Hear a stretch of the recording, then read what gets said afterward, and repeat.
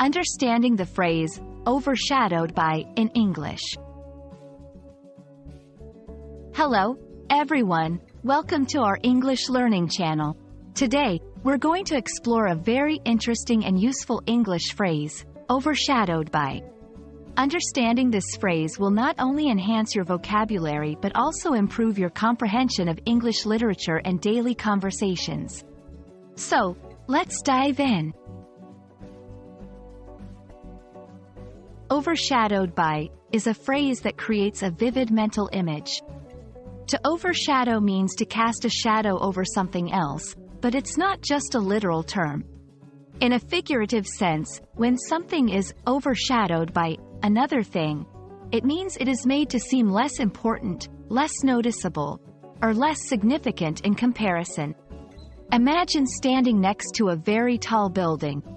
The building is so large that you are in its shadow, making you seem small or insignificant. That's the essence of being overshadowed. Let's see how this phrase works in sentences.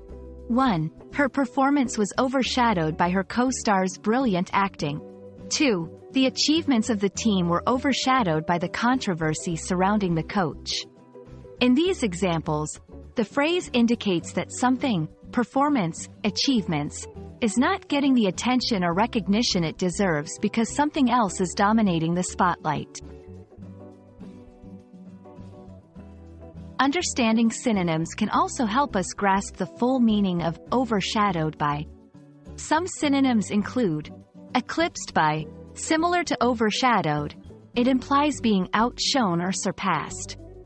Overshadowed by indicates being less noticeable or less important in comparison to something else. Overshadowed by is versatile and can be used in both conversational and formal English. In everyday conversations, it's often used to express feelings of being overlooked.